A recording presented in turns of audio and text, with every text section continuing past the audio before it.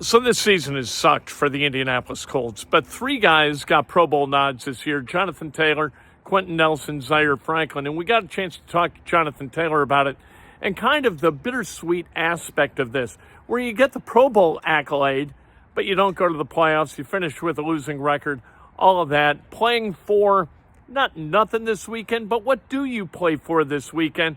And then go to the Pro Bowl. Who are you going to represent when you're there? Jonathan Taylor talks about all that. Anytime you get a chance to represent, your team, the organization, in another event where other people are doing the same, it is meaningful. JT, what's the balance of you having like the individual accolade, but obviously the team hasn't got to where you need to be? It sucks because everybody wants to play to be the best. They want to play to win. And when both of those things don't happen simultaneously, it's almost like bittersweet. Like you mentioned, you may have some individual accolades, but then you realize the one main goal that you wanted is not in sight right now. So it's bittersweet. Like I mentioned, anytime that you have a chance, I'm not only representing an organization or the name on the back of my jersey, but also the rest of the guys. The guys up front, the tight ends, the receivers, people who help me make the plays in order to receive that Pro Bowl. On the sweet side, we had a lot of offensive line changes when you look up and 4,000 yards in the Pro Bowl selection. So how much respect and appreciation do you have for those guys who kind of went through this with you? I do, and I think I mentioned this before. It's like when they have different guys up front, they're communicating in a different way, and then now the backfield is trying to figure out how to communicate with that new group. So I think it just shows a testament to our communication, our work throughout each and every single week, no matter who was up front, on how can we get it done, how can we do it at a high level in order to win games. Q's made the Pro Bowl for 7 straight years. Why has he been able to have that consistency?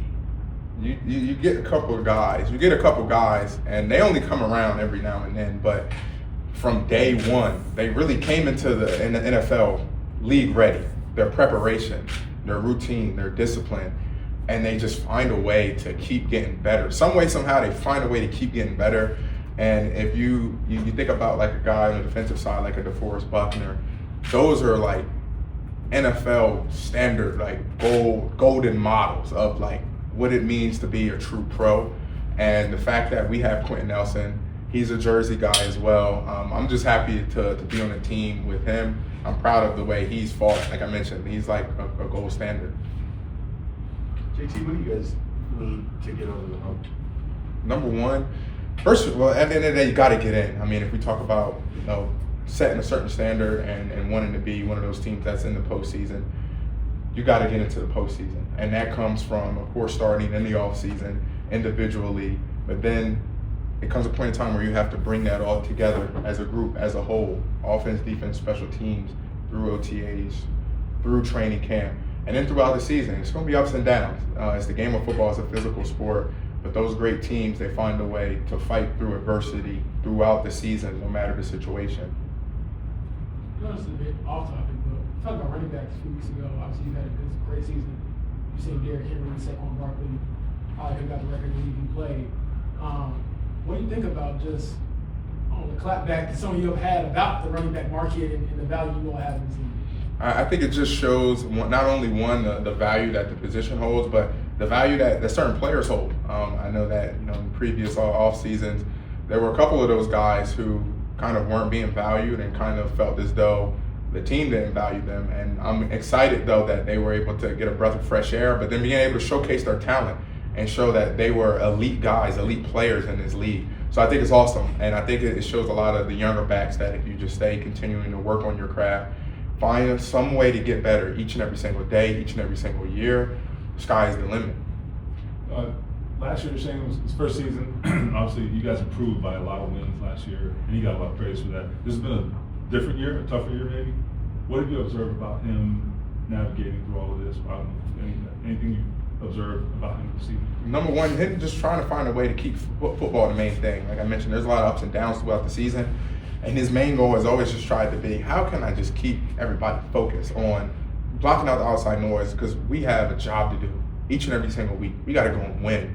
And I think that's something that he's done a very good job of navigating is, hey, guys, no matter what happens, there's going to be noise outside, but you need to focus each and every single week, because either we're going into somebody's place or someone's coming into our house in order to kick the door in, and they're trying to beat us, and that's what we cannot let happen. Is that challenge a little bit different this week because, you don't have as much to play for and you gotta keep that same focus? No, because then when you just look at it, even though the main goal may not be attainable just due to the circumstances, then it just comes down to the players. Like, what type of players do you have in the building? You have players that, they want to go out there and compete and be the best. Every time they have a chance to go out and show the world, hey, I'm one of the best in the world at my position. We're one of the best teams in the world. You want to go out there and you want to showcase that. And I think that's our mentality right now. We're going to go and showcase. It's a division opponent, and they're coming in our house trying to kick in the door for the last game of the year to bring in the new year. And we know we can't allow that. That's Jonathan Taylor, still kind of on the front end of his career. He's 5 seasons in now as a running back for the Indianapolis Colts. Another guy didn't get a Pro Bowl nod this year, which was kind of surprising because I think he deserved it, actually. Not a lot of guys deserve Pro Bowls from a losing team, a team not going to the playoffs. But DeForest Buckner had a really good season. Now, he did miss some time with the ankle and the back, but you know what? I thought when he was healthy, he absolutely played his ass off for the Indianapolis Colts. Maybe his best season as a Colt, minus, again, the games he missed because of injury. He talks about that a little bit, but he also talks about the ticking clock of his career, where he's at in his career, knowing that this is the last game that this team is going to play together. He's going to come back and play some more, but this team is not going to come back as a collective as last year's team did to this year.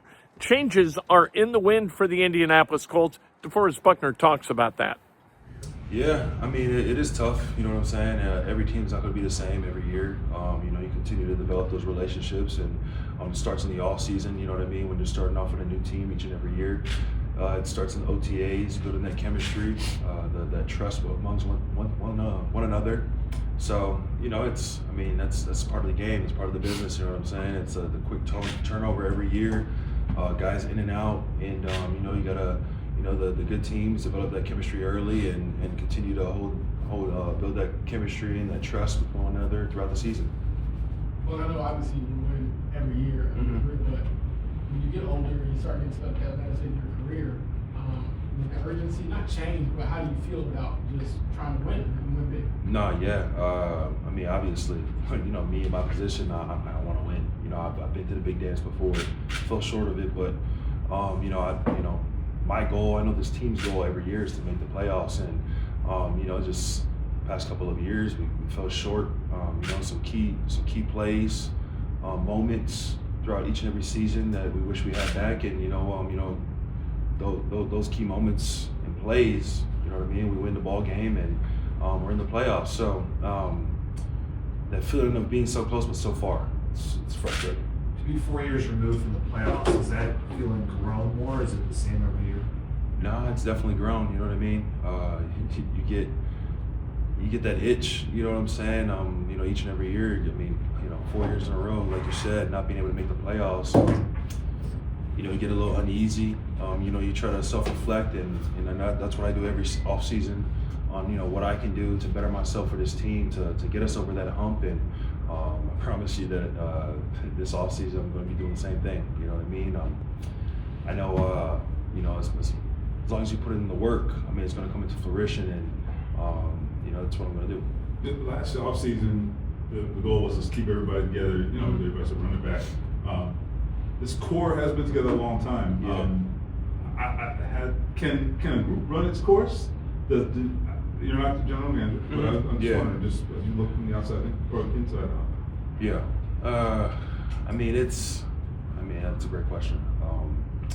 This core group has been together a long time, and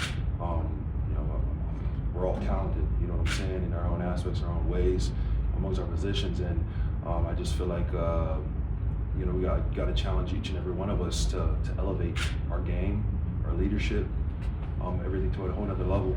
Because obviously what's going on isn't getting us over that hump, and so each and every single one of us needs to self-reflect, and the type of leader, the player, teammate that we want to be, and to help elevate this team. Do you guys need to be more aggressive to add around the core? I'm not the general manager, but sure. The off season, we look to better the team, and if there's guys out there that can, we can bring in to help elevate the team, that'll be a great addition. Okay, you signed your extension, so it probably answers my question, but do you trust ownership, leadership here? I wouldn't be here if I didn't. Quentin Nelson made the Pro Bowl every year of his career. Just what do you admire about his consistency? Yeah, I mean, that's the key word, consistency. You know what I'm saying? I know the type of player and the person Q is, and he puts in his work each and every off season. Throughout the season, put in extra, OT and extra work, and it's coming into fruition each and every year.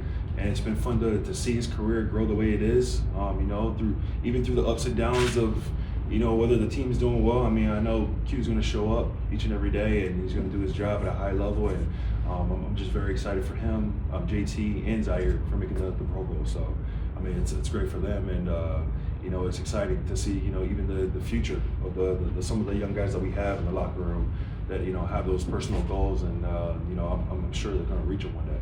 Are you disappointed you didn't make it? I mean, here you are again with a good season and nothing. Yeah, I mean that's tough. You know what I mean? That's definitely one of my personal goals each and every year. I mean, I knew it was gonna be a long shot. Missing essentially 6 games throughout the season, but I mean, it is what it is. You know what I mean? That's just the cards that were drawn for me this year, and like I said, I'm gonna go into the off season. I'm gonna put the work in. I'm gonna show everybody that I'm still one of the top D tackles in this league, and that I can be denied. So are you fairly healthy now? Mm-hmm. Yeah. Fairly healthy for whatever thing, all the stuff that's happened throughout the season. So there's not like, we're not gonna find out that you got like a dislocated elbow or something.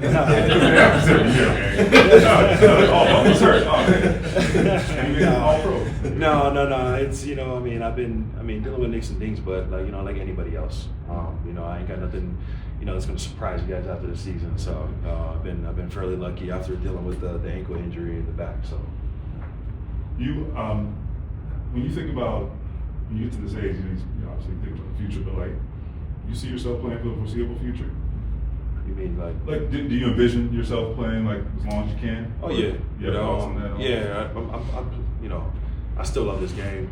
I put everything into this game. I told my wife the day report day comes around for training camp or OTAs, and I'm not jumping with joy or I'm not excited or antsy, let me know, because that's the day when I know I need to retire. You know what I'm saying? I don't have the love for the game anymore. But I mean, each and every off season I take a couple weeks off and I hit the ground again. And to me, that's probably one of the best times of the year. You know what I'm saying? When you're away from the game and just put it in that work. That's all the time that I have time to self-reflect and put the work in, knowing that it's all when the season comes, I'll be able to make my deposits. Sometimes defensive tackle is one of those positions where guys do play later into their 30s, maybe compared to other positions. I don't know if you've thought about it, but why do you think that might be? To be honest, I'm not sure. But we definitely have a track record of some guys being able to play for a very long time, and 15, 17 years, that might be a little WWE stretch for me personally. But I know it might be a stretch for my wife too. She's gonna be, asking me to retire each and every single day. I know if I get to that point, but I think it's just a personal choice and how your body feels and how you're doing mentally, and if the guys still love the game, I mean, why not continue to play? So, A couple more. from your perspective, would it be like something where you want to be able to decide on your own? Like, Definitely. You go to like the wheels fall off, and you like. Nah, I just want to be able to decide on my own. Talking with a couple guys that I know, and this NFL career is like it's like a train. You know what I'm saying? You get on it. Sometimes you might get thrown off the train, but I want to be the one to be able to pull that lever and tell them when I want to get off. So I want to be able to go out in my own regard. That's DeForest Buckner and Jonathan Taylor. I like listening to DeForest Buckner. I think that he's a pro's pro and a guy who just plays really, really well and is so consistent in his effort. Always during games, during camp, he's always there to work hard. And you talk to guys, he's always there in the off season too, working really hard, making sure that he's putting enough deposits in that he can make withdrawals.